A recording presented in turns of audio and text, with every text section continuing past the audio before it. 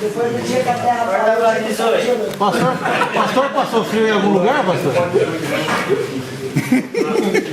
Meu Pai Celeste. Vamos lá. Vamos falar sobre... O que vamos falar sobre? O senhor que sabe. Eu relato de uma boa seria sobre saco gelado, né? Vamos continuar o testemunho. Vamos lá. Sacolé tem um...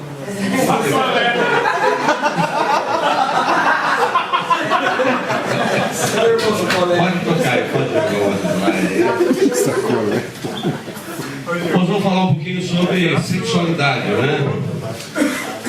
Nós vamos buscar uma orientação bíblica para esse assunto, né? Eu acho que nós temos informação de toda sorte hoje, de toda ordem, quanto à questão sexual, mas nós queríamos falar sobre a teologia da sexualidade, né? A Bíblia tem uma preocupação, Deus tem uma preocupação de que eu e você sejamos instruídos nessa questão, né? Então esse texto escrito pelo apóstolo Paulo, você vê que os corintianos já tinham uma confusão entre eles lá quanto a, né, seu papel. Então, está aí Paulo escrevendo essa questão aí, entendeu? Vamos ler juntos aí? Vamos juntos? Quanto aos assuntos sobre os quais vocês escreveram, é bom que o homem não toque em mulher, mas por causa da imoralidade, cada um deve ter sua esposa, e cada mulher o seu próprio marido. O marido deve cumprir os seus deveres conjugais para com sua mulher, e da mesma forma uma mulher para com seu marido. A mulher não tem autoridade sobre o seu próprio corpo, mas sim o marido. Da mesma forma, o marido não tem autoridade sobre o seu próprio corpo, mas sim a mulher. Não se recusem um ao outro, exceto por mútuo consentimento e durante certo tempo, para se dedicarem à oração. Depois unam-se de novo, para que Satanás não os tente por não ter domínio próprio. Paulo está escrevendo a igreja em Corinto porque havia uma forte influência da cultura grega no comportamento daqueles crentes, daqueles novos crentes, né?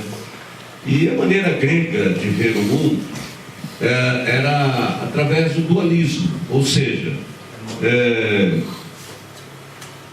a matéria e o espírito estavam divididos, não é? O homem matéria, o homem espírito, não é? Então o que você fazia no espírito não tinha nada a ver com o que você fazia no corpo, não é? Não sei se vocês já ouviram algumas pessoas dizendo assim: eu não estive lá presente, né? Eu não pude estar presente lá, mas em espírito eu estava. Já viu alguém falar assim?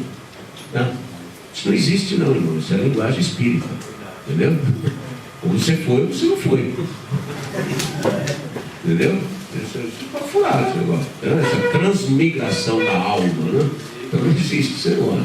Eu estive presente, eu fui lá, né? Porque eu não pude ir no seu aniversário, mas eu estive lá em espírito, entendeu?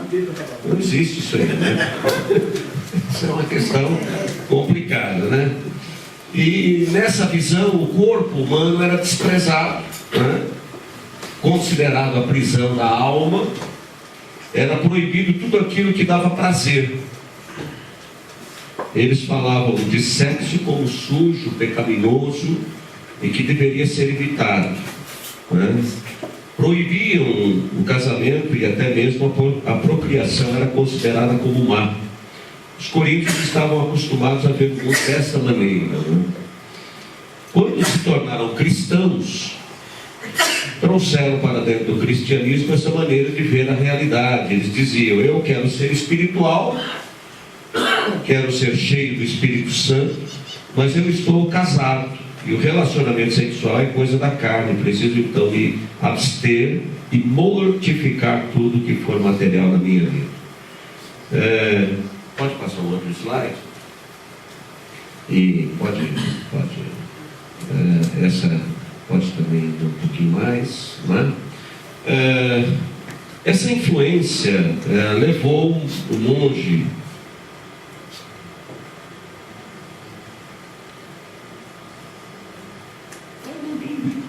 a gente vai caminhando aqui. Havia dentro dessa visão da sexualidade a influência desse pensamento gnóstico leva então um monge italiano Graciliano, viveu no século XI. Ele ensinava que o Espírito Santo saía do quarto quando o casal praticava o ato sexual, né? Então o Espírito Santo ficava envergonhado nessa questão e pedia licença e se retirava, né? E aí ele institui, ele passa a ensinar isso como uma prática para todos, não é? Quando a abstinência do sexo era ensinada. Na quinta-feira você não podia praticar sexo, porque Jesus havia sido fora preso nesse dia. Em respeito à crucificação, você também não podia praticar sexo na sexta-feira. No sábado você não podia também praticar o sexo, porque era o dia dedicado à Virgem Maria. No domingo também não seria possível, porque Jesus ressuscitou no domingo. Nem na segunda-feira em respeito aos falecidos. Sobravam a terça e a quarta se a sua esposa não estivesse menstruando. No caso de trabalhar na terça, não sobrava nada. Então essa influência, essa maneira de pensar, né, essa questão foi ensinada, né, por todos. Então, a partir do texto que nós lemos, escrito por Paulo, nós temos a destacar o seguinte: as carências sexuais, elas são legítimas e devem ser reconhecidas por ambos os cônjuges, né? Então, são legítimas, é legítimo aquilo que você sente, é legítimo você... Aliás, os hormônios não são convertidos, não é? Os hormônios não aceitam, não é? Eles têm essa questão de... né? Então, assim, é legítimo a sua carência sexual, você tem essa necessidade, o casal precisa ter essa compreensão, e isso precisa ser abordado de alguma maneira e ensinado de alguma maneira. Os direitos da realização sexuais são iguais tanto para o marido quanto para a esposa, não é? Então, essa visão do homem apenas como alguém que usa a sua esposa, imagina que a sua esposa deve servi-lo, não é a visão bíblica, não é? Então, Paulo orientando, ele diz que a realização sexual é iguais para o homem e para a esposa, não é? É comum nós encontrarmos dentro das nossas igrejas pessoas, homens, que enfrentam algum tipo de dificuldade quanto a essa questão sexual, não é? Alguns com problema sério de ejaculação precoce, né? Anorgasmia, né? E normalmente aquele camarada que sofre disso é muito nervoso no campo, nervoso em qualquer lugar, explode, né? Você, normalmente é problema de anorgasmia, né? Problema de ejaculação. Mas existem hoje caminhos, existem hoje maneiras de você buscar ajuda. O grande problema meu e seu é que nós relutamos muito nisso. Esse é o grande problema nosso. Como eu já disse, nós falamos, e quando nós falamos sempre contando algum tipo de vantagem, né? Fizemos isso, fizemos aquilo outro, né? Aí um outro ouve isso, meu Deus, eu sou um Zé Banana mesmo, né? Porque eu não consigo, né? Esse bico todo, né? Aí você dá um desconto para aquele que está falando também, né? Porque pode acontecer aí de não ser tudo isso, né? É apenas uma questão assim de pescador, conversa de pescador.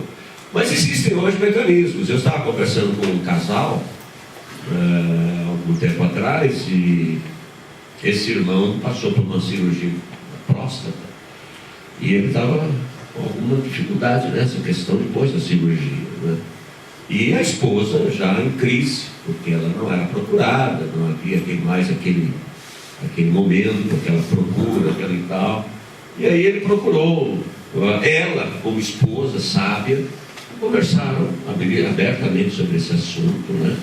E ela marcou com um médico e ele foi consultar esse médico, e esse médico então orientou a tomar uma injeção pequena assim, né?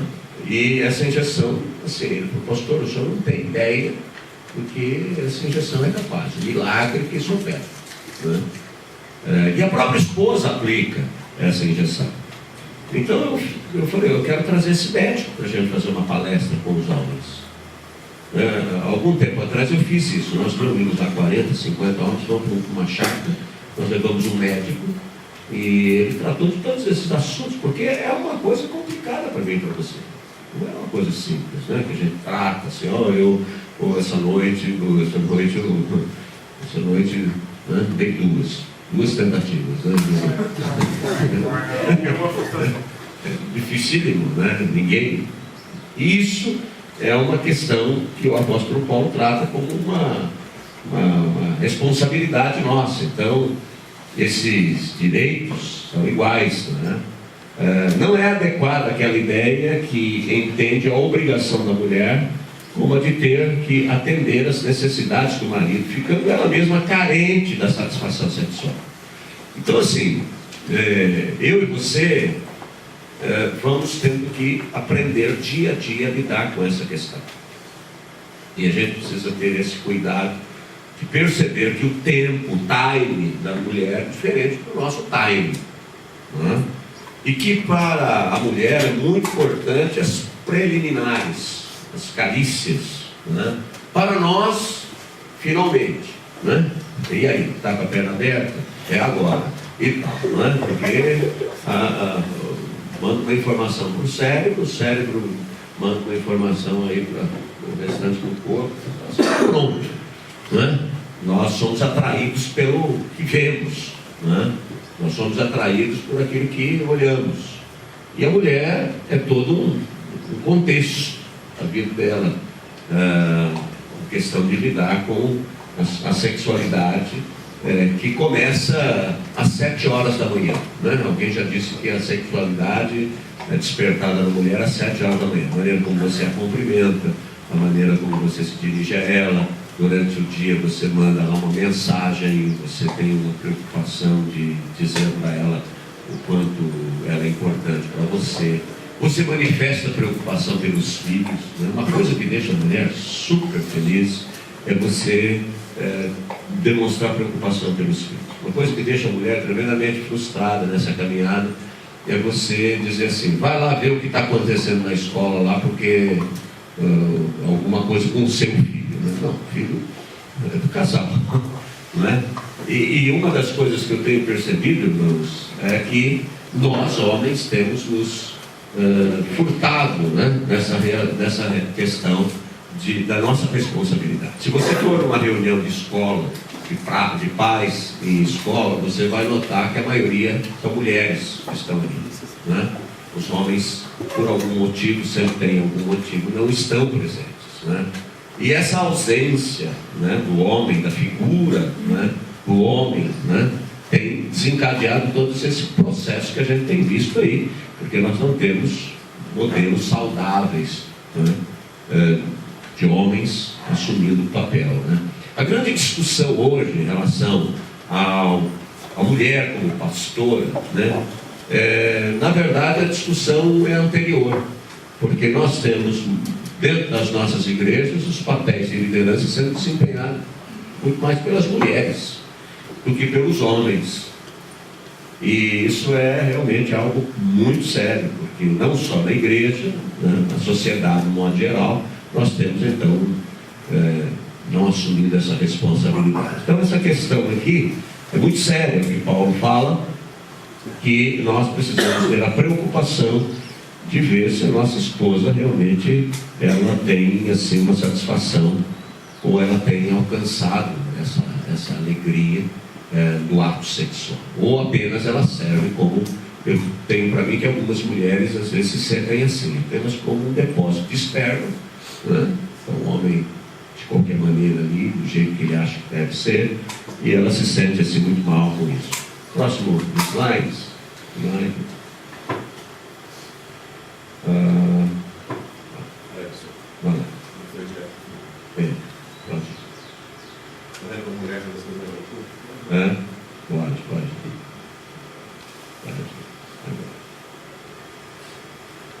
recusa em atender às necessidades sexuais do cônjuge é um ato de injustiça e pecado.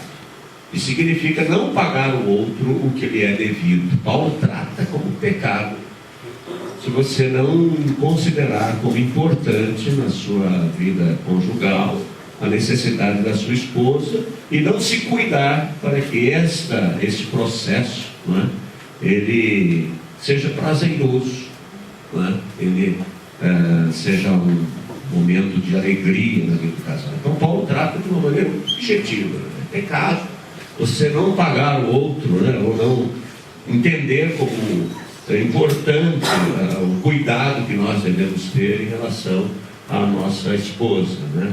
A única condição válida para a privação sexual no casamento é a dedicação à oração, mas que só deve ser praticada se o marido e a mulher estiverem de acordo e que seja por um tempo limitado. Então, assim, você não tem o direito de fazer jejum de sexo, e nem a esposa tem direito de fazer isso, não é? Se você e a sua esposa entendem que devem fazer um jejum para um tempo de oração, imaginando que vocês têm algo que precisa ser colocado diante de Deus, isso não pode ser uma decisão unilateral. Nem a esposa tem o direito de fazer isso, nem o esposo, não é? Então é sempre algo a ser construído. É bom comentar que um casal portador de uma adequada visão da sexualidade e da oração dificilmente sentirá a necessidade de excluir uma da outra, não é? Então é tão espiritual você ter o ato sexual quanto você jejuar. É tão espiritual você ter o ato sexual como você ler a Bíblia. É tão espiritual você ter o ato sexual com a sua esposa como praticar qualquer outra coisa. Essa é a visão bíblica, né? E isso tem que ser desconstruído da nossa mente, né? Porque você imagina que o sexo realmente é algo assim, não, mas não, nada, uma coisa não exclui a outra, né?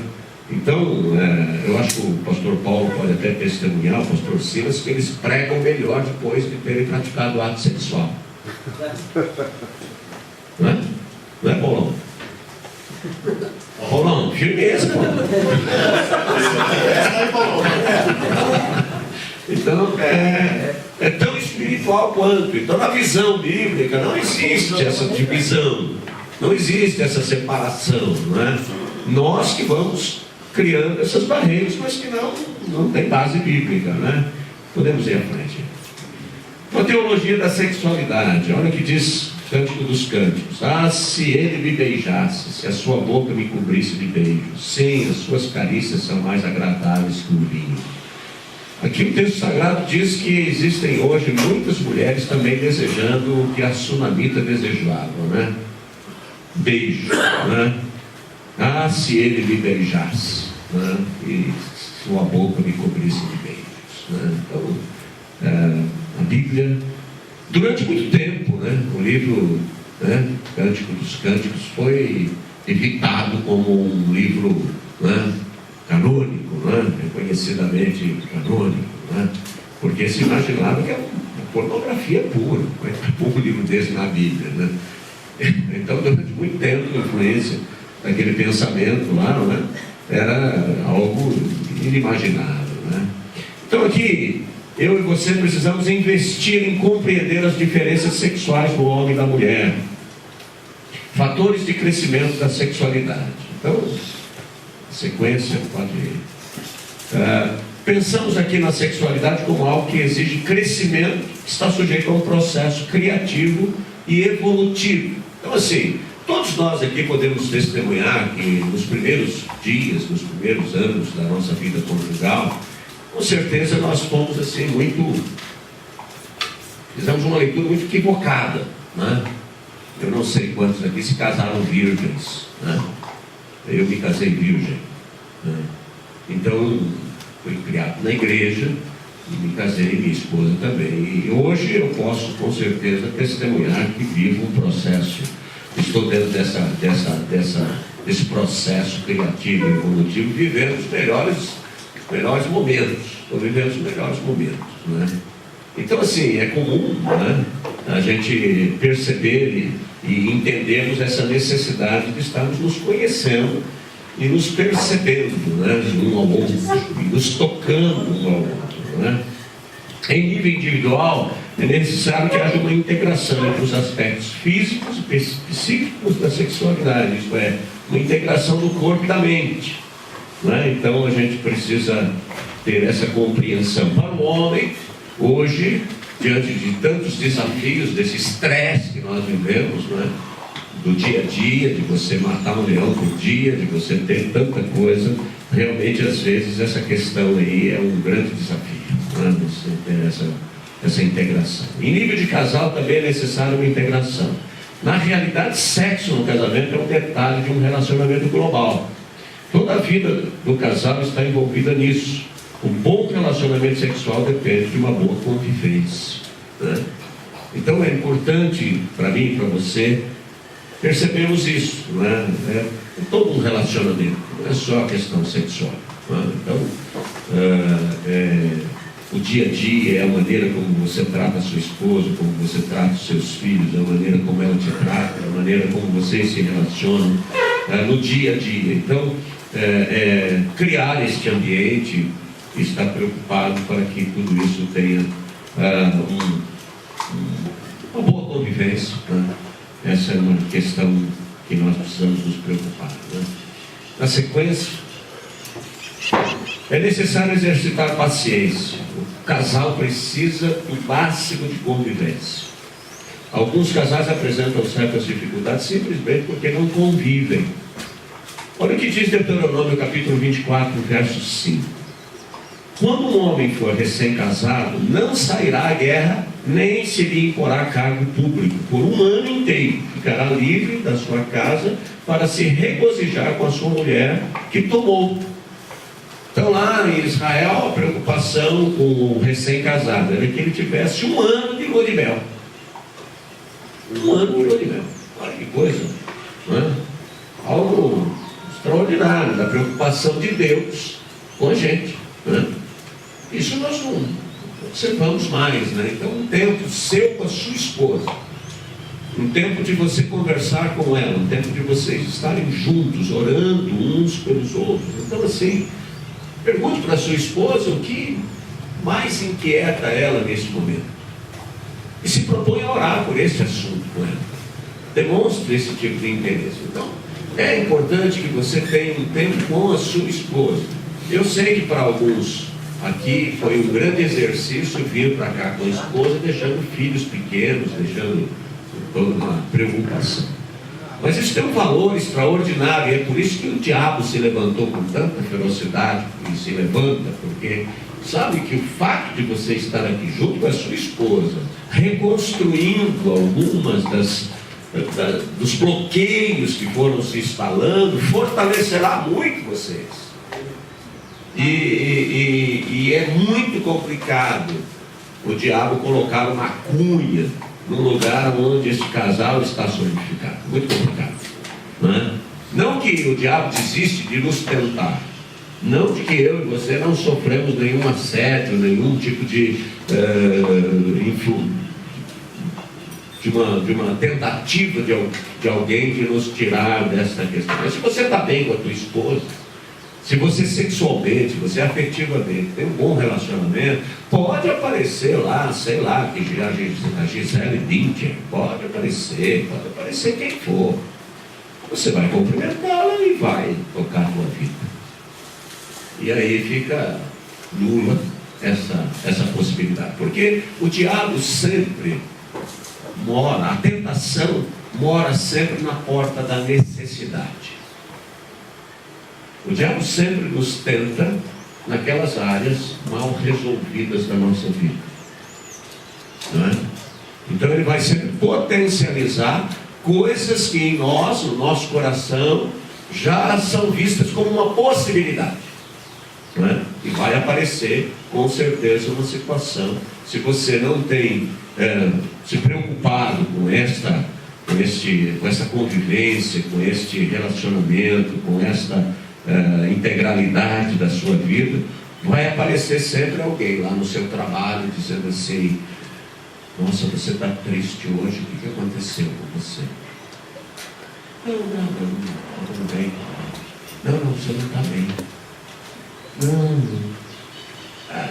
Em casa, um negócio. Não acredito que a sua esposa. Rapaz, se eu fosse casado com um homem como você seria a pessoa mais feliz do mundo. Rapaz, isso dá uma levantada na bola de qualquer homem. Às vezes é O congelado. saco fica. Esquenta na hora. Ardendo.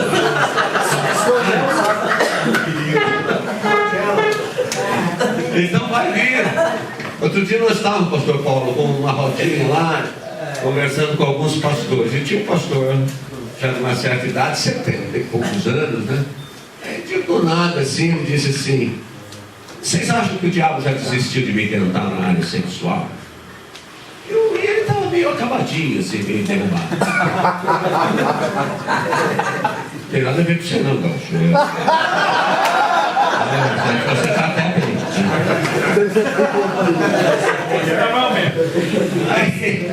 Aí eu falei assim, eu não sei, eu acho que sim, eu acho que já chega uma hora que ele desiste, né?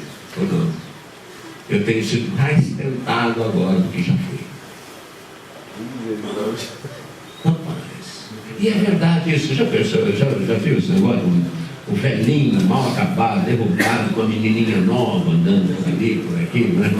Não sei o que é aquilo lá, né? Leva bolo para a festa dos outros, sei lá o que é, né? O cara parece aquele bolo, você vai para não, vou cantar parabéns, não sei o que é. Então assim, essa questão é tão espiritual como qualquer outra questão da sua vida. É isso que eu queria que fixasse na sua mente. O sexo é sujo. Nós não vamos falar sobre isso. Eu quero dizer para você que o seu filho e a sua filha olham para você como um modelo de relacionamento sexual. E os filhos que são criados num ambiente onde o relacionamento sexual, onde o carinho, onde a questão afetiva é vista, crescem resolvidos nessa questão da sua sexualidade. Os papéis são definidos, não é? E isso ajuda o menino e ajuda a menina a perceber essa questão, não é? Quando a sua filha, não é, está crescendo, 12, 13 anos, 14 anos, ela tem você como uma referência na vida dela. E se ela percebe que você trata a mãe dela, e da maneira como você trata a mãe dela, criará nela um horizonte, uma referência. O que acontece hoje com as meninas que muito cedo engravidam, se envolvem com relacionamentos aí desses caras picareta que aparecem por aí, os caras com aquela cueca aparecendo, aquela calça para baixo. Rapaz, dá uma vontade de pegar aquela cueca e dar uma...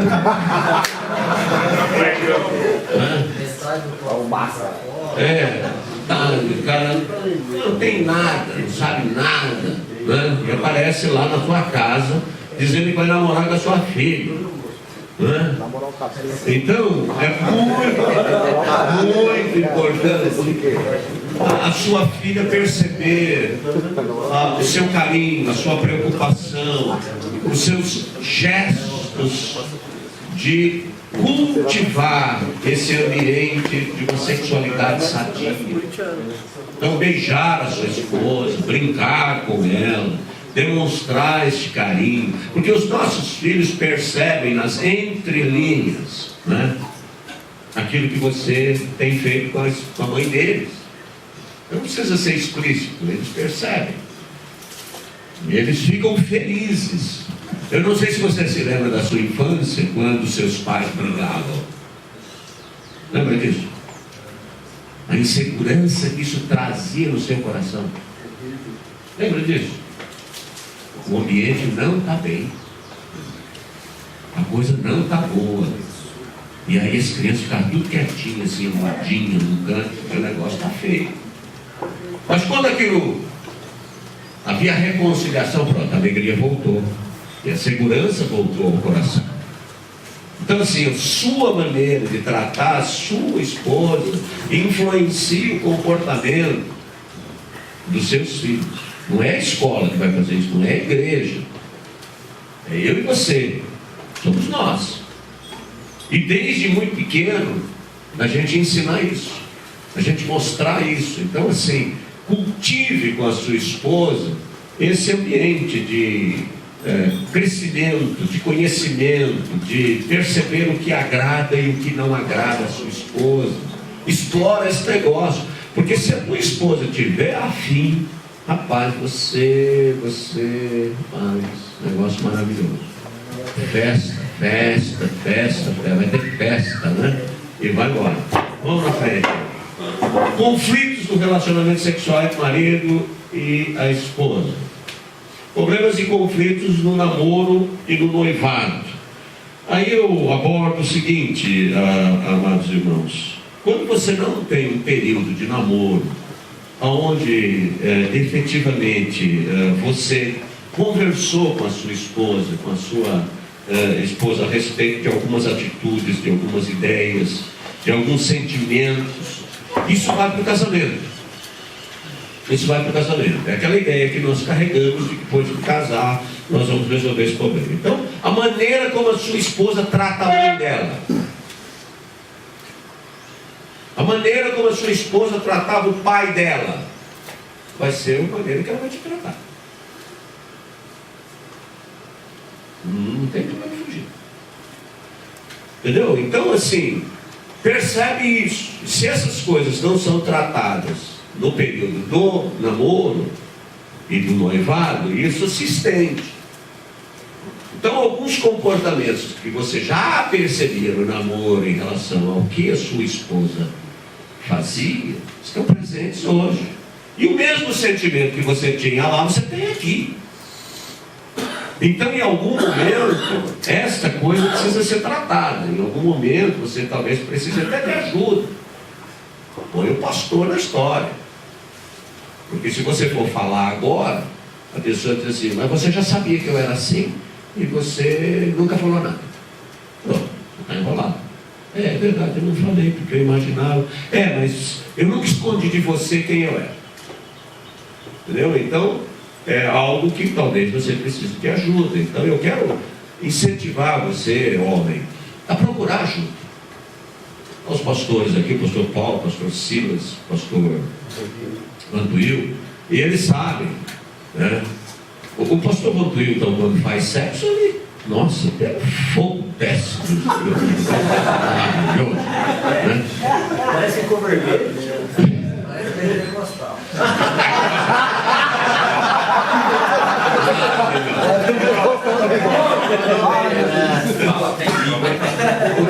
Assim, rapaz, eu deixo a minha mulher, quando eu tenho sexo com ela, eu deixo a minha mulher gritando o dia inteiro. O cara falou, mas como é que você faz? Eu falei assim, eu limpo o bilau na cortina.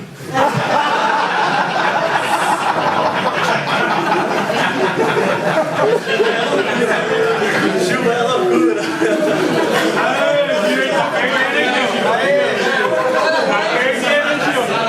Tem que tirar o livrinho dele. O pastor fica ensinando, depois eu vou ter que tratar isso. Tá desgraçado, não limpa aí. Então peçam ajuda. Eu quero incentivar vocês a buscarem ajuda. Pega para um pastor da igreja, pastor, a sua ajuda. Me ajuda nisso aqui, o que é? Olha, pastor, quando me casei, eu já sabia. Porque também não chega com esse papo de dizer assim, entendeu? Assuma esse negócio, meu. Entendeu? Eu já sabia desse negócio aí, eu paguei para ver, e olha, não está fácil segurar, porque agora piorou. Porque a tendência é essa, vai piorando, né? Então assim, conflitos, né? Mal resolvidos no namoro. O marido, pelos fortes desejos sexuais, tende a ser egoísta na sua busca para a satisfação sexual, né? Nós somos egoístas, nós somos pessoas que nessa questão estamos preocupados com isso, e aí a gente não considera essa responsabilidade quanto à satisfação da esposa, né? Vamos à frente. A esposa está insegura e ela pode prejudicar o seu relacionamento. O que causa insegurança na vida da esposa, né? No relacionamento com a esposa? Né? É a maneira como você a trata, né? A maneira como você se dirige a ela, a maneira como você a procura, né? Então, a esposa, a mulher, ela é insegura por natureza. A mulher, ela quer saber se está agradando, ela quer saber se a comida que ela faz é gostosa. Porque se é uma coisa que deixa a mulher maluca é você comentar a comida da sua mãe. Você dizer assim da sua mãe, para a sua esposa: nossa, eu estou com vontade de comer o macarrão que a minha mãe faz. Nossa. Talvez ela não seja tão direta, né? Se for ainda mais, nossa, aquilo vai dar um... Né? Quando eu me casei, eu morei lá numa casa que era da minha mãe morava no fundo, eu morava na frente, né? E a minha mãe passava lá à noite e perguntava assim para mim: você jantou? A minha esposa ouvia algo mais ou menos assim: essa mulher não sabe cozinhar, não está tratando bem você. Mais ou menos isso que ela ouvia. Nossa, rapaz. Nossa. Complicado essa parte. Complicado, esse negócio de comunicação é complicado. Então, a esposa está insegura, isso pode prejudicar o seu relacionamento. E aí você precisa criar esse ambiente de segurança. Não é? Nem sempre eu e você temos tanta facilidade para verbalizar, não é verdade? Mas a gente pode escrever um bilhete, a gente pode mandar uma mensagem, a gente pode buscar uma alternativa, que também não é fácil. Quando minha filha foi cursar a Universidade Federal no Paraná, ela fez o curso de medicina veterinária, passou e ela foi. E aí eu entrava no quarto dela e orava por ela e me emocionava de não tê-la mais ali comigo, né? E aí eu resolvi escrever uma carta. Não mandar um e-mail, Silas, resolvi escrever uma carta. Rapaz, que coisa maluca, escrevi umas 10. Porque num momento eu estava achando que eu estava sendo muito pastoral. Num outro momento eu estava achando que estava sendo muito meloso. Num outro momento eu estava... E eu vivi essa crise. Entendeu? Então eu refiz essa carta umas, sei lá quantas vezes. Aí quando eu terminei e eu achei que aquilo era realmente o carinho do pai para com a filha, né? Eu pus no correio essa carta. Nossa, quando eu coloquei essa carta no correio, saiu de cima dos meus ombros uns 200 quilos. E eu me senti um cara, tipo assim, puxa, né? Aí devolveram, ela devolveu a carta. Quando chegou a carta, ele disse: eu estou parecendo criança que ganhou ovo doce, sei lá o que. Saí com aquela carta, olhando, doido para entrar em algum lugar para ler, né? Entrei no quarto, abri, e ela escreveu: pai, foi uma das coisas mais bonitas que aconteceu na minha vida, o senhor tem escrito essa carta para mim. E eu louvo. Rapaz, até hoje eu choro quando eu leio a carta. Entendeu? É complicado para mim e para vocês. Não estou colocando nada simples aqui. E quando eu coloco para vocês, rapaz, é complicado para mim isso, né? Mas escreva um bilhete. Escreva um bilhete. Faça isso aí hoje. Escreva um bilhete, diz da sua alegria de estar com a tua esposa, no papel. Não precisa ser nada, não. Escreva um bilhete. Escreva para a tua esposa. Sabe? Isso tem um poder assim de cura extraordinário. Então, a questão da insegurança. Suas experiências sexuais no passado, seja masturbação ou relacionamento com outras mulheres, é um fator bastante preocupante isso, não é? E a questão da masturbação é, na verdade, o seu egoísmo exacerbado, não é? E a masturbação você não tem nenhuma nenhuma responsabilidade afetiva com ninguém, só com você mesmo. Né? Com você mesmo. É você e você. Né?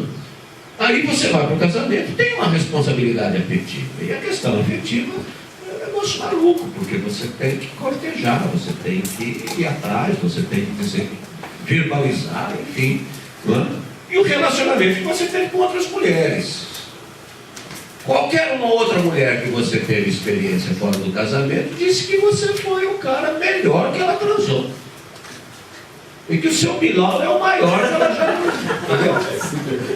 Você acha que o seu Bilal é pequeno. Você olha no espelho, né? Aquela olhada no banheiro, né? Senhor pra baixo.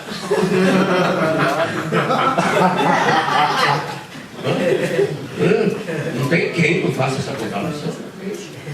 Entendeu?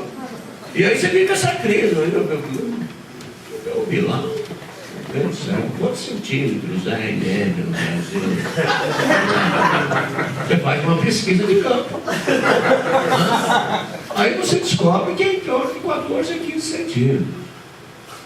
Aí você fala, mas o cara daquele filme lá tinha 22.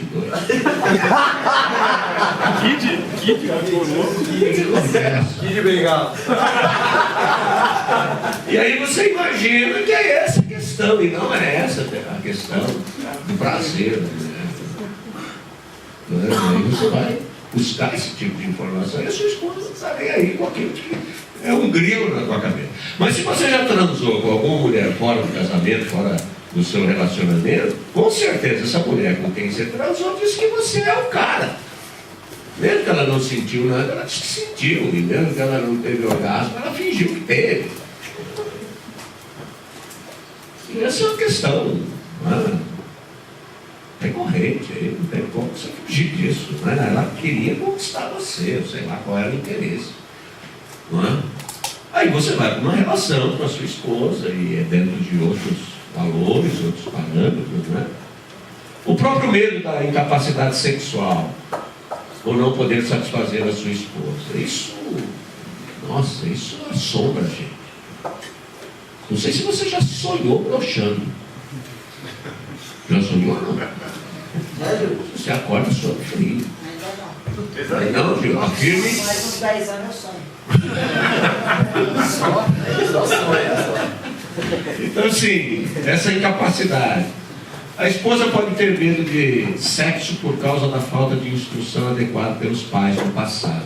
Né? Então, a herança que a sua esposa traz em relação à questão sexual também pode ser aí um desajuste nessa área. Né? Pode ser. Sentimento de culpas das experiências sexuais do passado. Né? Também o impedimento, né? Carregamos esses sentimentos de culpa das experiências passadas. O que eu e você fazemos com a culpa? O que nós fazemos? Todos nós aqui, né? Temos aí coisas acontecendo. A gente confessa e a gente entrega nas mãos de Deus. Amém. E a gente diz, Pai, o que eu fiz na minha ignorância. O que eu fiz na minha teimosia, na minha rebeldia. Não é? Entrega nas mãos de Deus. Entrega nas mãos de Deus. Mas se você tem um grilo muito forte sobre isso, procura um pastor, procura alguém, um amigo, para compartilhar isso. Eu acompanhei o caso de um rapaz, ele me procurou, ele disse, pastor, eu tenho um problema sério de vício de pornografia. E a pornografia é vício. É como uma cocaína. É como o álcool. Não se iluda com esse negócio.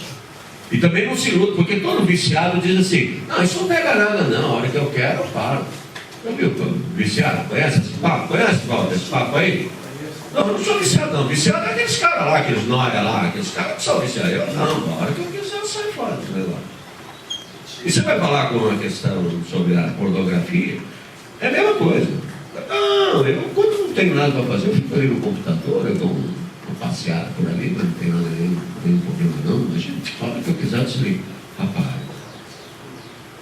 E para você sair fora disso. E esse colega me procurou, esse jovem me procurou e falou: pastor, eu estou traindo isso. Eu não posso continuar isso. Eu preciso da sua ajuda. Eu disse: bem, qual é o horário mais propício que você mais se sente motivado a essa questão aí de acessar aí? Falei: pastor, por volta de 11h30, meia-noite. Minha esposa vai dormir mais cedo, porque ela levanta muito mais cedo que eu, e nesse horário eu acesso. Eu falei: posso te ligar às 11h da noite? Todos os dias? Pode, pastor, que eu quero orar com você. E aí todos os dias, 11h, Silas, eu ligava.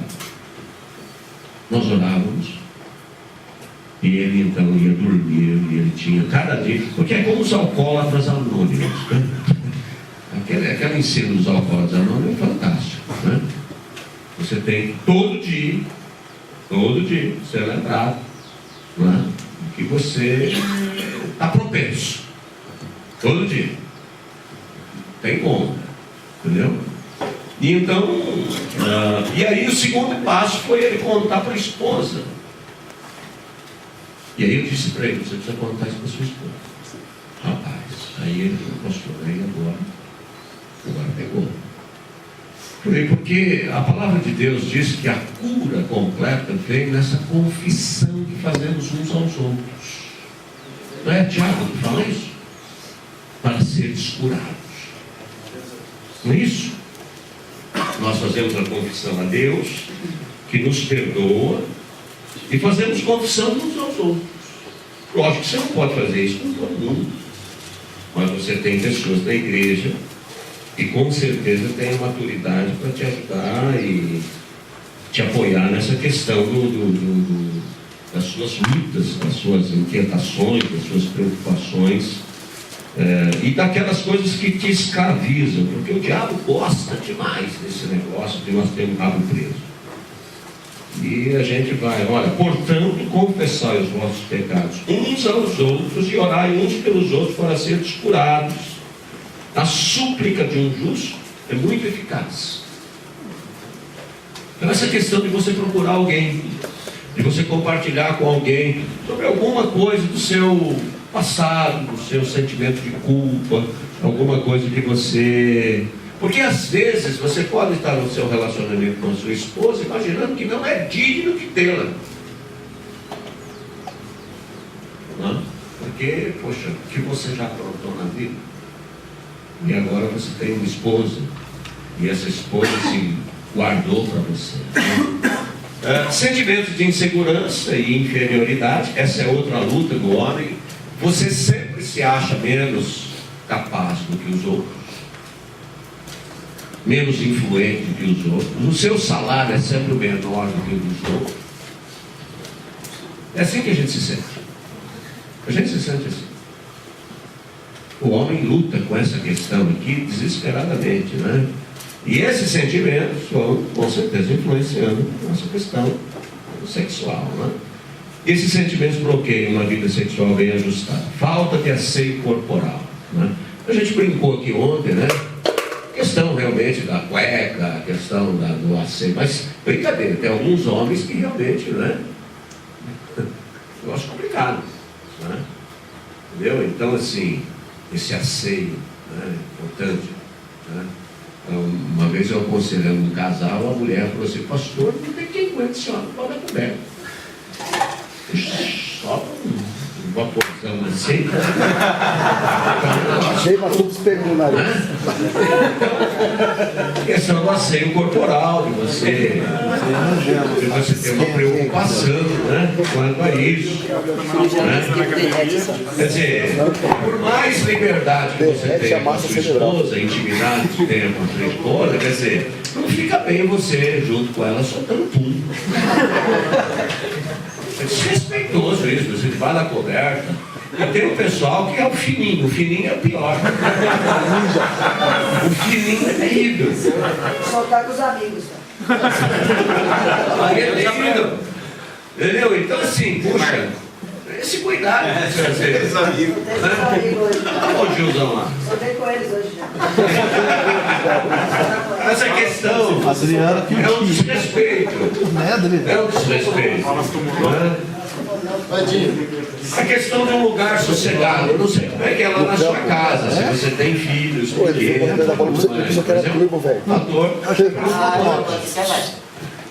essa questão do lugar sossegado. A mulher, ela não consegue ter o ato sexual, ela não consegue se concentrar naquele momento, se ela tem a porta do seu quarto com tranca e você encosta uma cadeira, porque aquela chave você nunca trocou.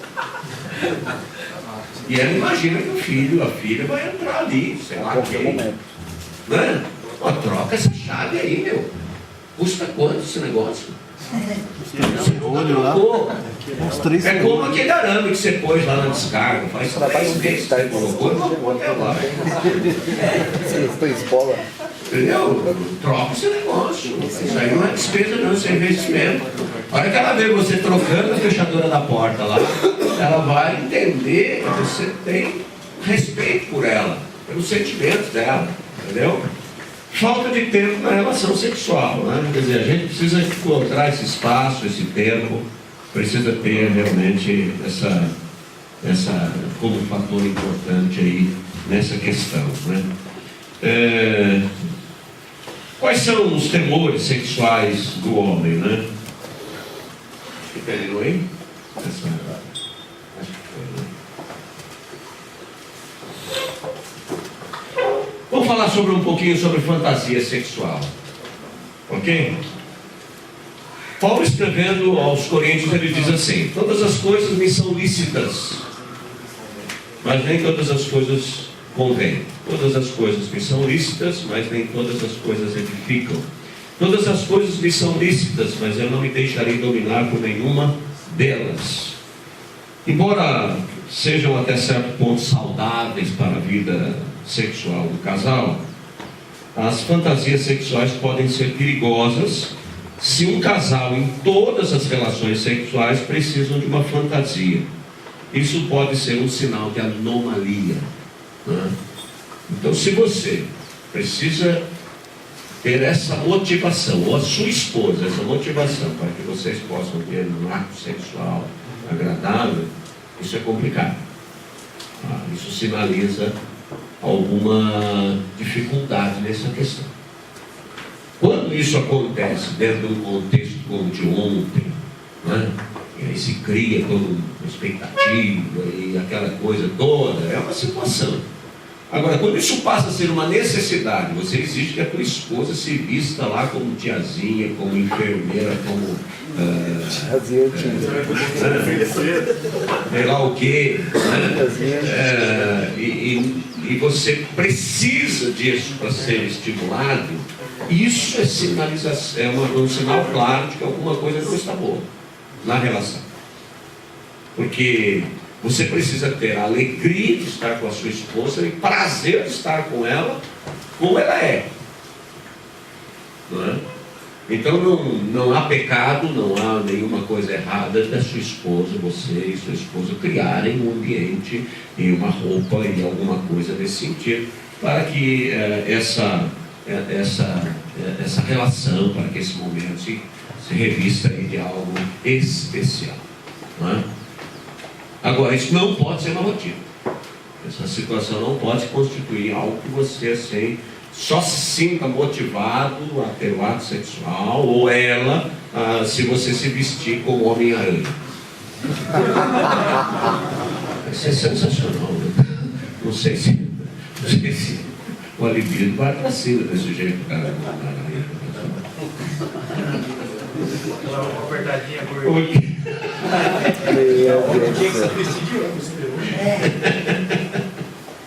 Antes de qualquer coisa, é bom lembrar que as fantasias sexuais pertencem ao imaginário sexual de todo homem e mulher, e elas envolvem 5 sentidos: o olfato, a visão, o tato, o paladar e a audição.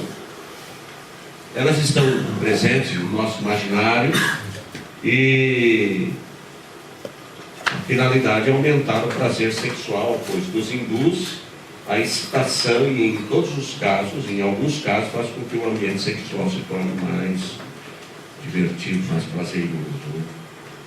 As fantasias sexuais são excitantes porque ativam o hipotálamo. O hipotálamo é o que é despertado.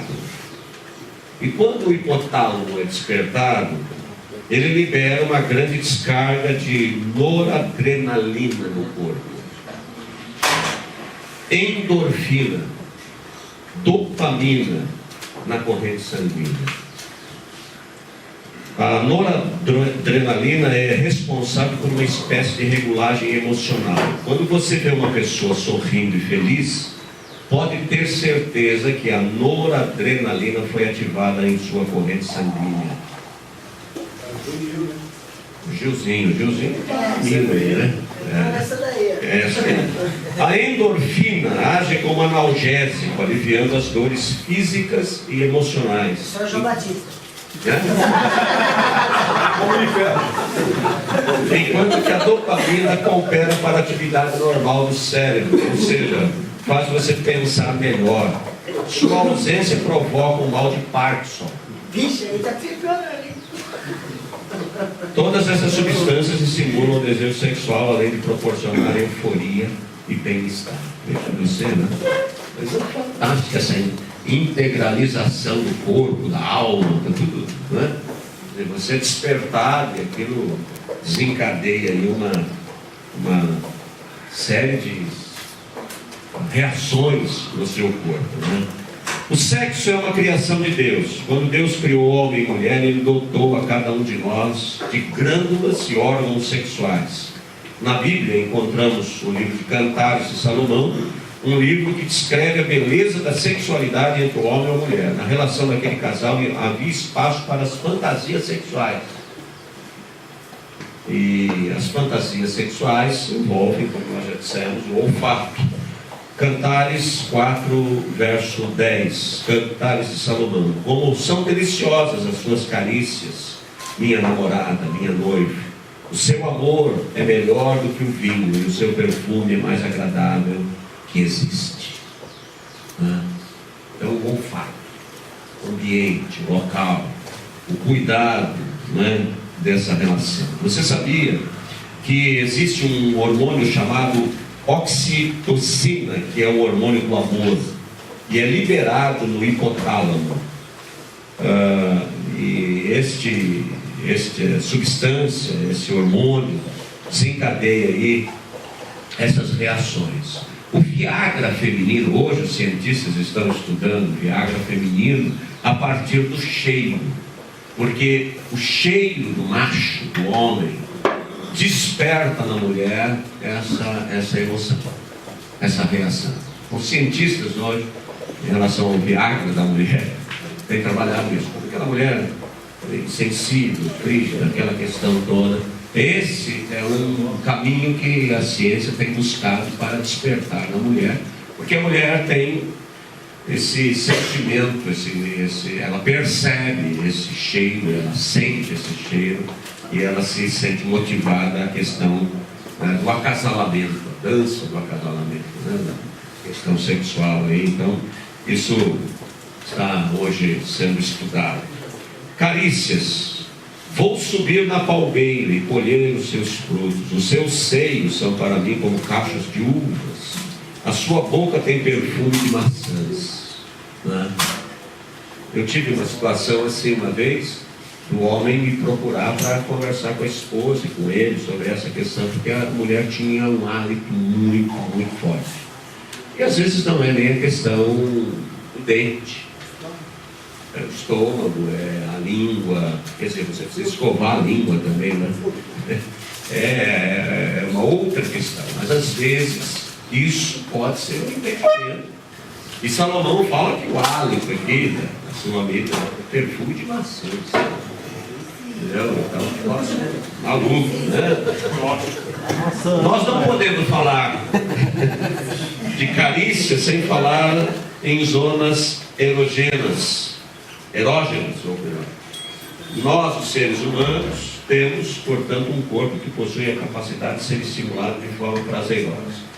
Deus equipou macho e fêmea com zonas erógenas que são as regiões do corpo mais sensíveis à excitação sexual. Tanto homem como mulher estão equipados com áreas erógenas em vários locais do corpo, além dos órgãos genitais. Você já perguntou ao seu cônjuge qual a área que ela mais aprecia ser acariciada? Né? Ontem eu tentei aqui mostrar para as mulheres que às vezes você vai com a mão em algum lugar e ela não é aquele lugar que ela quer que seja tocado, e ela tira a tua mão, né? E isso é um bloqueio para nós, né? Reforça hoje à tarde, pai. Vamos reforçar hoje? Vamos reforçar.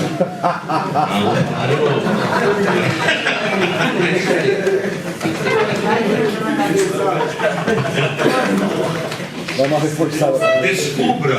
Descubra em você e em seu cônjuge as regiões mais sensíveis ao prazer. Enriqueça sua relação conjugal explorando as áreas erógenas. Deus mesmo as criou para que você possa transmitir seu amor e proporcionar ao seu cônjuge mais prazer e tornar a sua vida sexual mais feliz.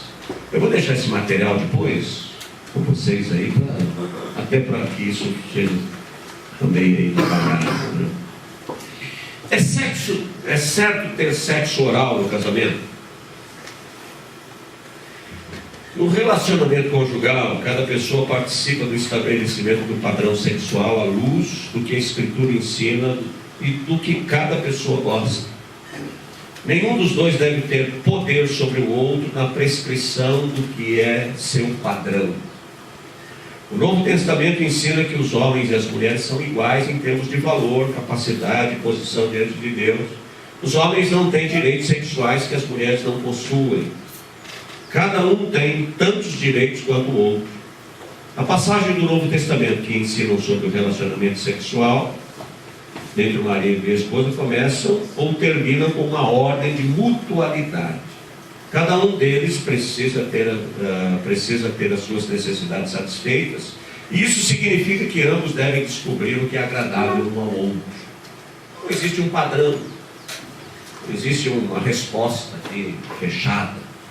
É você quem constrói com a sua esposa, e a partir do momento em que você percebe que aquilo que você com a sua esposa tem se proposto a fazer é prazeroso, né, para ambos, isso tem a aprovação de Deus. O sexo oral refere-se ao estímulo oral dos órgãos sexuais por qualquer dos cônjuges, usando a língua, a boca nos órgãos do outro. Cantares de Salomão refere-se ao casal estimulando-se mutuamente desta forma: acorde, vento norte, venha, vento sul, soprem em meu jardim para que a sua fragrância se espalhe ao seu redor. Que o meu amado entre em seu jardim e saboreie os seus deliciosos frutos. Entrei em meu jardim, minha irmã, minha noiva, ajuntei a minha mirra com as minhas especiarias, comi o meu favo e o meu mel, bebi o meu vinho e o meu leite. Comam, amigos, bebam e embriaguem-se, ó amados. É uma linguagem de mutualidade, de troca de carícias, enfim. O sexo oral pode ser um problema se perder o seu propósito de aumentar o estímulo com vistas a completar o ato sexual e se tornar um substituto para a relação sexual. Em alguns casos, mesmo quando a mulher não sente prazer com o sexo oral, cederá aos pedidos do marido, e aí ela perde interesse em satisfazer as necessidades dela através da relação sexual. O sexo oral é tão natural quanto a estimulação dos seios, da boca ou os ouvidos. Alguns expressam preocupação sobre ele ser um ato anti-higiênico. Se o corpo estiver lavado e limpo, a contaminação não se espalhará dos órgãos genitais ou da boca. O mais importante princípio a ser seguido é de descobrir do que o seu cônjuge gosta e não pedir ou forçar nada que a ofenda. Esse é o mais importante princípio, não é? Então seria muito complicado, né, alguém dizer para você isto ou aquilo. É você e a sua esposa que devem buscar esse entendimento, né? É certo assistir ou olhar material pornográfico com o propósito de estimular a relação? A pornografia é uma das piores doenças que temos no mundo. Ela degrada as pessoas e enfatiza demasiadamente o sexo em lugar da intimidade e coloca o sexo como um fim em si mesmo, barateando a experiência e deixando de fora o aspecto do amor. As pessoas que aparecem em filmes, fotos pornográficos são em geral as exceções, fisicamente falando, e os fotógrafos usam diversas técnicas de retoque para obter aparência enganosa. Os participantes não são a regra, e contudo nós às vezes os usamos como base de comparação para os outros. O material pornográfico é sempre uma produção artística, né? E aí você se vê numa situação daquela, ou imagina que você deveria ter uma performance, ou você imagina que a sua esposa deveria ser tão bonita como aquela artista, ou como aquela pessoa que está participando ali. O material pornográfico é muitas vezes violento, e tanto homens quanto mulheres que o usam em geral querem trazer o que viram para o seu casamento ou outro relacionamento. Pesquisas feitas entre homens que assistiam regularmente a pornografia pesada identificaram 4 fases nas relações dos homens a esse estímulo. Primeiro, ela leva ao vício. As primeiras fases de excitação levam ao envolvimento repetido e deliberado com o material pornográfico a fim de obter excitação sexual. Depois, uma fase da escalada, na qual o homem deseja material mais grosseiro e excitante sexualmente, a fim de atingir o nível anterior de excitação sexual. O problema da fase, a próxima fase é a insensibilização, na qual a pornografia fica entediante, o homem não é mais repelido pelo que vê e não sente compaixão pelas pessoas envolvidas. A fase final é a propensão para colocar em ação o que viu. O que ele viu torna-se, na realidade, parte do seu repertório de comportamento sexual. Eu vivi, algum tempo atrás, irmãos, uma luta tremenda de um casal na nossa igreja, jovem. Eles tinham talvez 4, 5 anos de vida conjugal. E eles entendiam que era tranquila essa questão de assistir pornografia. Depois que a gente ficou sabendo disso, depois que veio tudo à tona, né? Mas chegou um momento em que eles entenderam que deveriam trazer uma terceira pessoa para a relação. Que é essas fases que a gente está vendo aqui. E isso eu estou contando experiência minha. E aí convidaram uma moça.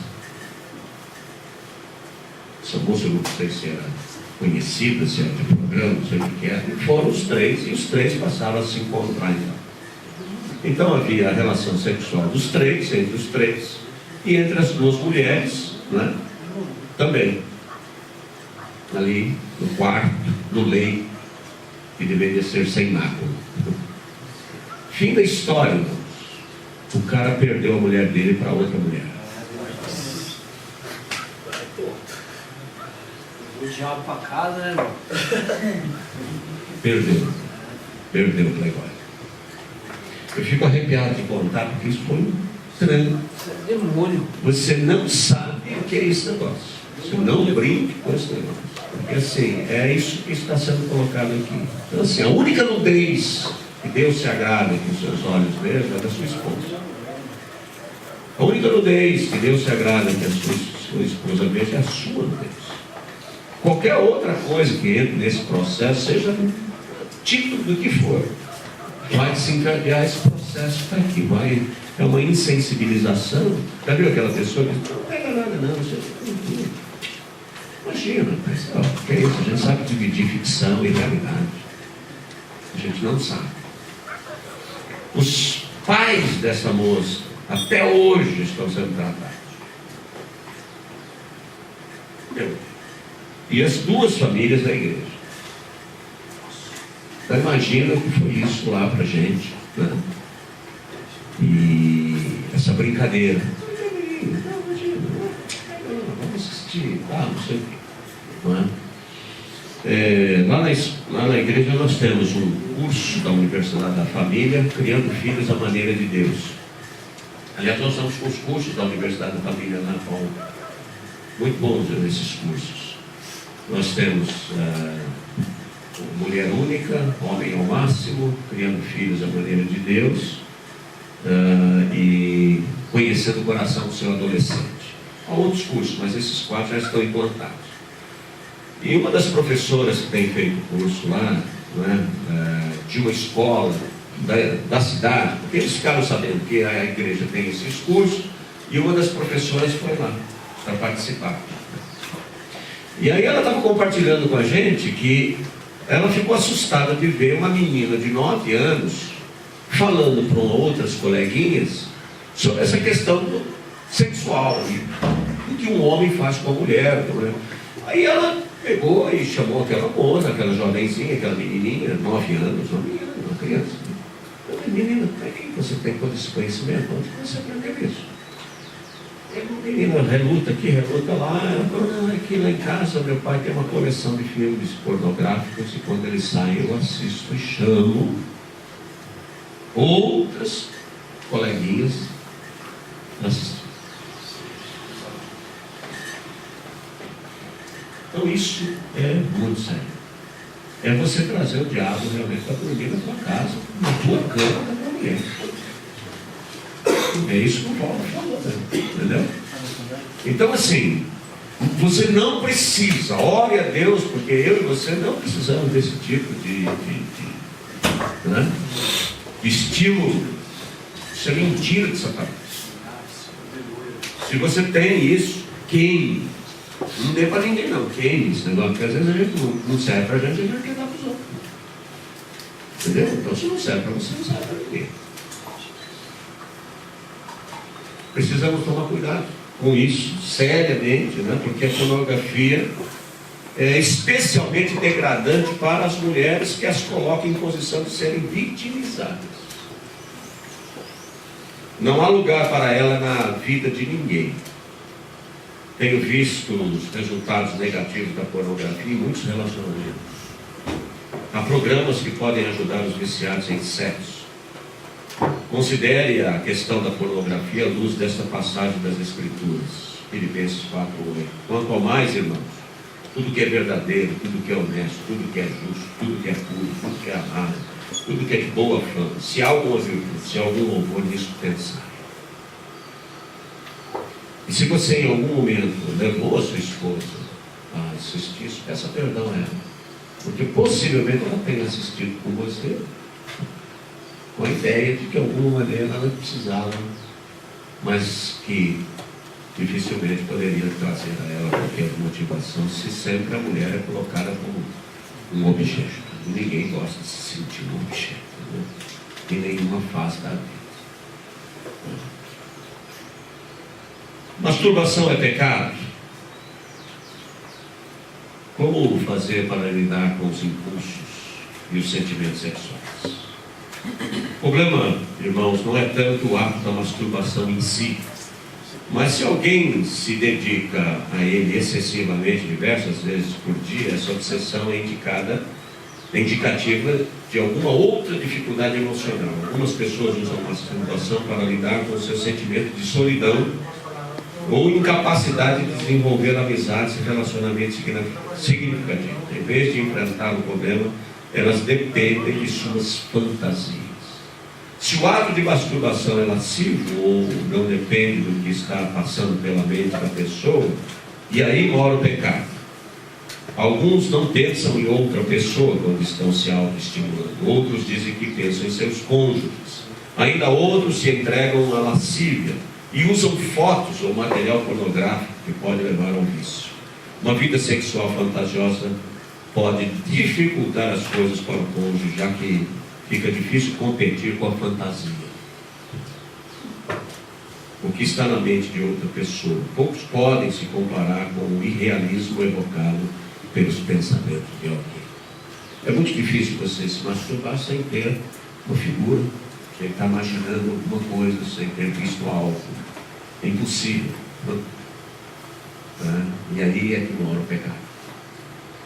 porque você está permitindo que essa possibilidade possa existir e você, enfim, pode usufruir disso. Não estou dizendo aqui que há em situações, talvez, da sua esposa, da impossibilidade da sua esposa, por alguma situação clínica, médica, sei lá o quê, há recursos que você e a sua esposa podem buscar juntos nessa questão. Mas sempre a masturbação pelo homem, assim, ou pela mulher, num ato isolado, é egoísta. Ele vai criar sempre esse bloqueio afetivo. Quer dizer, há sempre algo por trás dessa situação de você imaginar que você se basta. E é sempre diabólico imaginarmos que nós nos bastamos e que nós somos os melhores para nós mesmos e que nós nos tornamos referência para nós mesmos. Há um negócio há um negócio diabólico nesse negócio de você, dá licença, eu sou o melhor, ninguém existe, não existe ninguém melhor que eu, né? E essa questão. Né? Mas vamos abrir para perguntas aí. Já são 20 para meio-dia, mas a gente pode fazer um pinga-fogo aqui, perguntas, contar experiências. Vamos fazer isso aí. Primeira pergunta. Vamos. Question. Tá boa. Pode usar chupante? Não, o Feliz está perguntando ao vídeo dele. Tá bom. Primeira pergunta, elas estão ouvindo a mesma história lá, bastante reforçada? Eu acho que está mais ou menos nessa linha. Eu tenho um vídeo aqui sobre sexo anal e eu achei interessante porque é uma médica que tem colocado essas questões. Então vamos assistir o vídeo e aí a gente vai, a partir dessa visão científica, né, dessa questão, a gente pode ter essas questões sobre o sexo anal também tratadas. E agora, gente? Vamos para a novela da Vida Real. Sem som, Felipe. Não brinca, fica sem som. Pode brincar. Perguntas, né? Sexo anal é normal? É um sexo biologicamente viável? Todo mundo devia experimentar?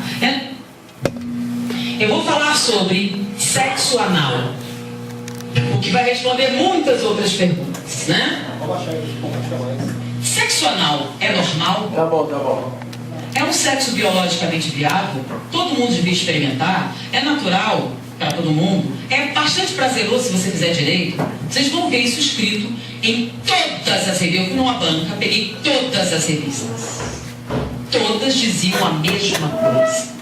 Prática normal, bastante satisfatória, todo mundo devia experimentar, tem uma forma correta de fazer, tudo isso. Todos os sites pornográficos têm pontos pornográficos de que essa é uma experiência extraordinária. Que as mulheres gostam muito, têm medo de fazer, mas se fizer vão adorar. E que os homens vão achar o máximo. Tudo isso está escrito. Se vocês forem agora com uma banca de jornal e comprarem, vão encontrar isso, tá bom? Eu, como disse para vocês, trabalhei durante um tempo numa enfermaria de pacientes terminais do vírus da AIDS. Tá? Era o Hospital Gafreguini, aquele onde morreu Cazuza. E a enfermaria era a 10ª enfermaria do Gafreguini, que foi justamente aquela patrocinada por ele. Na época, naquela enfermaria havia 20 pacientes. Todos eram homossexuais. E quando a gente termina a clínica médica, a gente tem que fazer uma monografia para a conclusão do curso. E como todos os pacientes tinham AIDS, nós escolhemos a AIDS para escrever. Quais as doenças oportunistas que acontecem com o vírus da AIDS? Naquela época não havia o coquetel, o número de doenças oportunistas era muito maior do que era hoje. Então nós pegamos todos os prontuários dos 20 pacientes e pegamos também 100 prontuários de pacientes anteriores. E fizemos a listagem estatística das doenças. Em primeiro lugar, estava endocardite bacteriana. Todos os 120 pacientes que nós escolhemos eram portadores de endocardite bacteriana. Era a colonização das válvulas cardíacas por bactérias. Então nós colocamos primeiro na lista endocardite bacteriana. Segundo lugar, aí tinha pneumociscarine, tinha tuberculose, tinha um monte, aí a gente ficou colocando. Quando a gente foi apresentar para o professor, ele pegou assim, peraí, tá errado. Aí ele riscou bacteriano. Eu fiquei, mas por quê? Todos, aí eu falei, eu fui lá, todos tinham. Aí eu fui no outra enfermaria. Todos eles tinham endocardite bacteriana. Poxa, todo aidético tem endocardite bacteriana. É uma doença que vem com a AIDS. Aí eu voltei lá. Bom, todo paciente imunodeprimido produz inicialmente endocardite bacteriana. Ele disse, não. Eu disse, mas todos os nossos pacientes têm. Ele disse, mandou ele numa enfermaria com pacientes terminais, com câncer e outras doenças degenerativas. Nenhum deles tinha endocardite bacteriana. Todos estavam imunodeprimidos. Eu fui na área imunológica. Nenhum paciente imunodeprimido tinha endocardite bacteriana. Bom, endocardite bacteriana não é uma complicação daqueles imunodeprimidos. Então é o quê? Aí esse professor me explicou os fatos da vida, não de maneira tão agradável como vou fazer para vocês, né? Então ele me explicou que isto não era decorrente da AIDS, era decorrente do sexo anal. Como assim?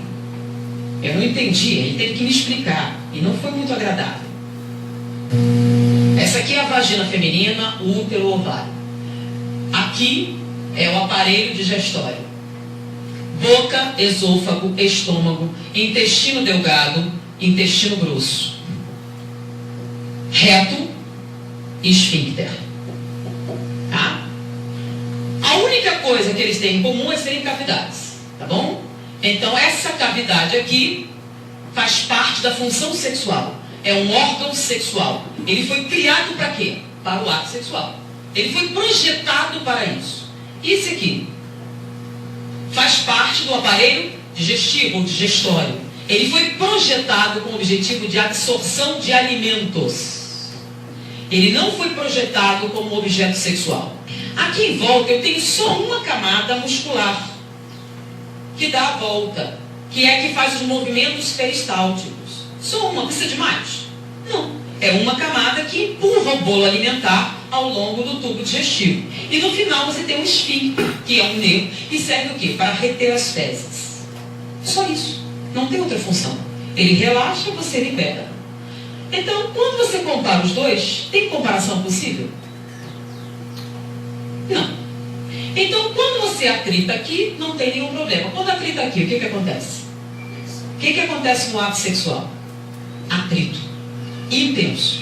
Quando você atrita, se você for fazer uma cirurgia e correr o risco de abrir o intestino, qual a preparação pré-operatória?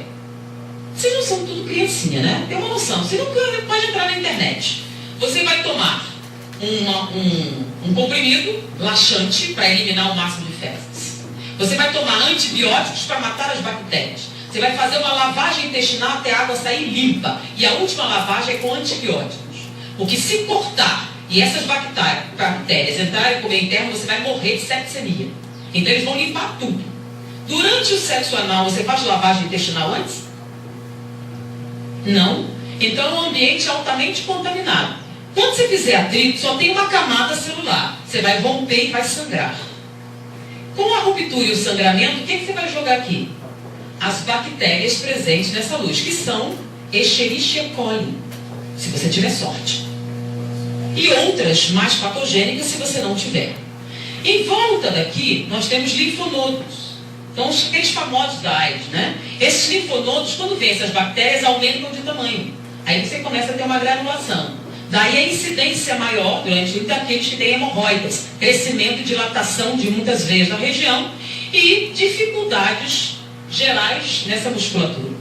Essa ruptura constante faz com que essas bactérias superem a ação dos linfonodos e caiam na corrente sanguínea. O que tem que ir logo atrás do intestino? O intestino absorve os nutrientes, certo?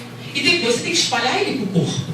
Então o plexo esplênico cai aonde? Veia cava. E a veia cava vai para onde? Direto para o coração. Então essas bactérias das fezes caem no coração e colonizam as válvulas cardíacas, provocando endocardite bacteriana. Então não é AIDS que provoca endocardite bacteriana, é a prática do sexo anal. Isso só acontece com homossexuais? Não. Com heterossexuais também, que pratiquem o sexo anal, a probabilidade de endocardite bacteriana se torna proporcionalmente aumentada de acordo com o nível de prática. Os homossexuais a incidência é maior porque é a única prática sexual. Tal. Além disso, a mulher não tem terminais nervosos de sensibilidade nesta área. Então ela não sente absolutamente nada com a prática do sexo anal, a não ser o sofrimento físico, a dor, a não ser que ela compre anestésicos, que são medicações inibitórias da sensibilidade para a prática do sexo anal, e compre lubrificantes artificiais para neutralizar o muco seroso e permitir que esse acesso faça com mínimas lesões. Então, sem lubrificantes artificiais, sem anestésicos para limitar a dor, é uma prática dolorosa, humilhante, violadora. Sendo que ela tem um órgão próprio para isso. Por que um homem teria que submetê-la a esse tipo de atividade se não fosse por sadismo? É o prazer em infligir dor. Porque ele aprendeu nos contos pornográficos que se você tratar ela com a brutalidade necessária, você conseguirá que ela tenha prazer. Não vou nem falar dos problemas que você tem a nível urinário, a nível renal, decorrente dessa prática. Eu pergunto, tudo isso que eu falei, procure no livro de fisiologia médica, ou chegue para qualquer médico e pergunte, tem algum erro nisso? Alguma dessa estrutura anatômica está errada, ou equivocada, ou transtornada? Diante do que ele aprendeu na faculdade de medicina, se você fizer isso, não é isso que vai acontecer? Não é isso que acontece? Então me diga, o sexo anal é natural, biologicamente muito bom, extremamente agradável, saudável, produtivo, uma prática natural que todo mundo devia experimentar um dia?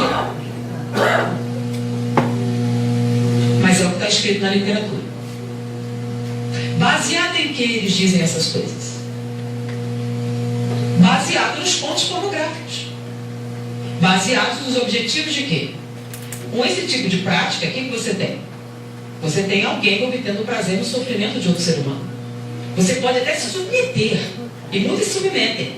Eu queria pegar um debate, eu nunca tive a chance de pegar alguém que dissesse, só para eu poder perguntar para ele, se ele tinha estudado anatomia, e perguntar isso. Eu queria saber como é que ele ia responder. Tá? Então eu sugiro, façam uma pesquisa para ver se essa anatomia que eu falei está correta. Essa análise comparativa para ver se tem razão. E façam essa análise. E me digam se é uma prática saudável. Tá bom, galera. E eu acho que depois disso, muitas perguntas poderiam sair, já são respondidas. Pensem um pouquinho mais. Pensem nas consequências. Pensem no futuro. Pensem no que vocês precisam realmente para serem felizes. E diante disso, vamos orar mais. Pedir inspiração. Suavizar nossos sentimentos. E principalmente tornar não fazer aos outros o que não gostaria que fizessem a você uma máxima muito importante em nossa vida. Principalmente vocês que são jovens. Eles têm a oportunidade de ter essa informação. Dividam com seus amigos. Dividam com seus pais. Dividam com outras pessoas. A partir de hoje vocês sabem muito mais do que a média dos outros jovens. Foi um prazer estar com vocês. Até a próxima oportunidade.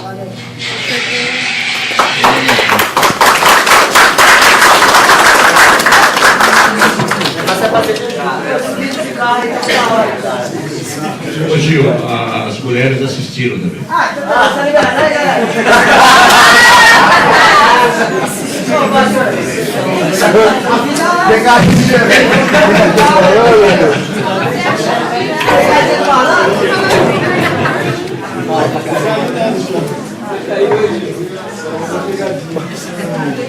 As mulheres também assistiram. Não pode?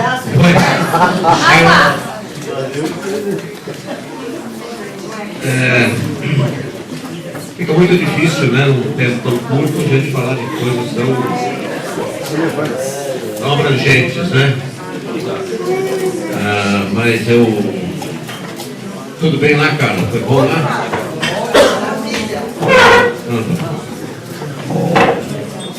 Mas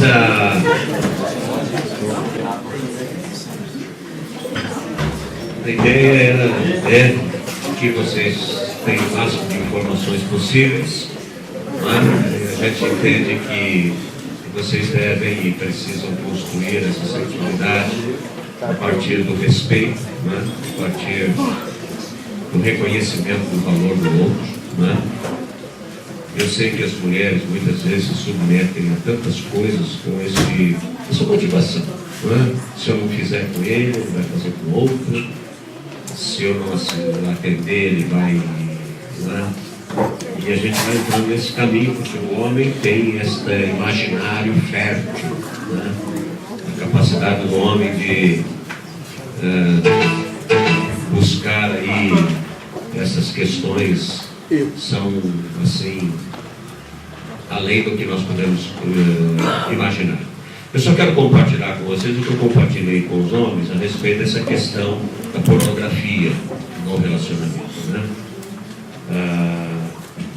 Eu vivi o ano passado um grande desafio no meu ministério, eu e a Moab, porque um casal, jovem casal, 5 anos, talvez de vida conjugal, eles tinham essa prática de assistirem filme pornográfico, estimula aquela história. E aí, num determinado momento, eles resolveram trazer uma terceira pessoa para a relação.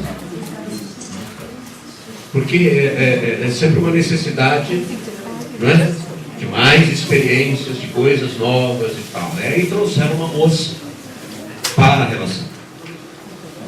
E aí passaram então a ter o sexo entre os três. O homem com as 2 mulheres, as 2 mulheres com elas, entre elas, e aquela história toda. Fim da fritada. O cara perdeu a mulher para a outra mulher. Perdeu. A mulher foi embora de casa com a outra mulher. Perdeu. Aí você imagina o transtorno que isso foi dentro da igreja, o desgaste para os pais, e como você mostrar isso ou explicar isso. Não se explica. E eu fico pensando o mundo olhando pra gente, tipo assim, puxa vida, o cara perdeu a mulher dele para outra mulher, como é que foi isso? Então assim, essa questão, não brinquem com isso. A única nudez permitida por Deus é a nudez da sua esposa diante dos seus olhos. A única nudez permitida por Deus diante dos seus olhos é a nudez do seu marido. Qualquer coisa que vá além disso, você está num campo minado, perigosíssimo, e via de regra termina sempre de maneira trágica. Via de regra. Eu disse aqui que se você, homem, precisa pedir perdão à sua esposa por alguma coisa que você sabe que fez, e ela aceitou por uma questão apenas de tentar agradar você, você deve pedir perdão para ela. E se você tiver filme em casa para olhar, queime essa desgraceira toda. Queime. Contei também aqui o caso de uma professora de uma escola lá em Americana que esteve conosco, está conosco fazendo um curso da Universidade da Família. E ela disse que uma menina de 9 anos contando para outras meninas algumas coisas absurdas da questão sexual. E ela pegou e foi conversar com essa menina. Como é que você sabe tudo isso? Onde você aprende isso? Ela disse, não, meu pai tem filmes pornográficos em casa. E quando ele sai, eu convido as meninas lá, as coleguinhas, e a gente assiste. Uma menina de 9 anos. Que nem compreensão ainda, não está muito bem definida a sua sexualidade. 4 anos, pastor. Tem casos na minha escola com crianças de 4 anos.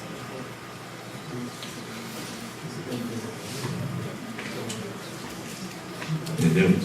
Então, é para chorar, Uma menina, uma criança de 4 anos, qual a maturidade que ela tem, para essa questão. Então a gente espera, eu e a Moab oramos muito para que, de alguma maneira, a gente acorde com a realidade, e às vezes a gente vai entrando nesse esquema. Não, minha colega lá não faz, não, meu colega também não faz, lá na empresa. E a gente vai entrar nesse esquemão e de repente a gente arrebenta com família, arrebenta com casamento, arrebenta com tudo. Certo? Não sei se há alguma pergunta, já são meio-dia. Não sei se há alguma pergunta, se vocês querem compartilhar alguma coisa, não sei se a Moab quer falar alguma coisa aos homens aqui, em geral não. Não? Professor, tem uma ocasião, um programa de rádio, só a respeito desse programa que o senhor passou, foi o contrário. Rapaz, a moça ligando, né? Tinha esse programa de reconciliação de romance. E aí o radialista liga pro rapaz. Ah, sua ex-namorada tá aqui, né? Ela queria falar com você, não precisa terminar, para se reconciliasse. E nesse caso, a moça perdeu o namorado pro rapaz. Pro outro que entrou na relação. Sim. Via de regra, destrói, acaba. Via de regra é sempre essa história. Até hoje nós estamos lá tentando apoiar a família, os pais da menina, até hoje. Faz o quê? 2 anos? Não é isso? 1 ano e pouco, 2 anos. Até hoje os pais da menina não se arrumaram. Não, hoje está. Acabou. Porque o pecado é assim, é fogo de ganso, né? O pecado é fogo de ganso. Entendeu? Aí você tem necessidade de dar outro pulo, né? Mas é isso. E eu espero que vocês, que são os formadores de opinião, nos ajudem, né? Agradeço a Deus esse tempo que está aqui com vocês, aprendi muito com vocês. Viu? Né, Moab? Vem cá, vamos. Você trouxe? Ok. E a gente continua orando por essa equipe, apoiem essa equipe, essa turma aí é nota 10, né? E eu quero chamar aqui o Felício, o Ney, a Carla, o Jonas e a Nair.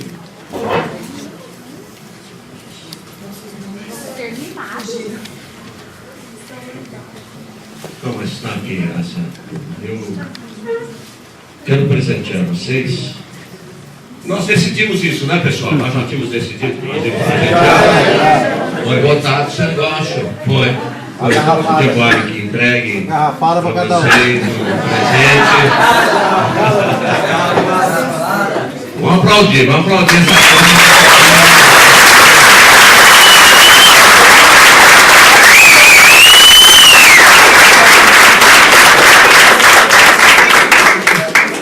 Estão sendo mimados. Enganou a gente direito. Vai, esquadrão. Não esqueça a plaquinha que ele falou que ia sortear. E quando falou que ia ser sorteio de livro, eu falei, isso depois o meu nome, eu queria tanto ganhar um livro. Mas foi sorteado, não foi, pessoal? Teve sorteio, vocês não estavam aqui, mas o nome de vocês. Tá no esquadrão. Tá certo. Nós temos um questionário que em algum momento aí a Carla, a Nair vão indicar. Vou entregar agora? Vamos entregar? Vamos, pode. Eu queria muito que vocês, desse calor, respondessem esse questionário. Se levar para casa, você vai perder esse negócio. Então, como o marido vai responder para quem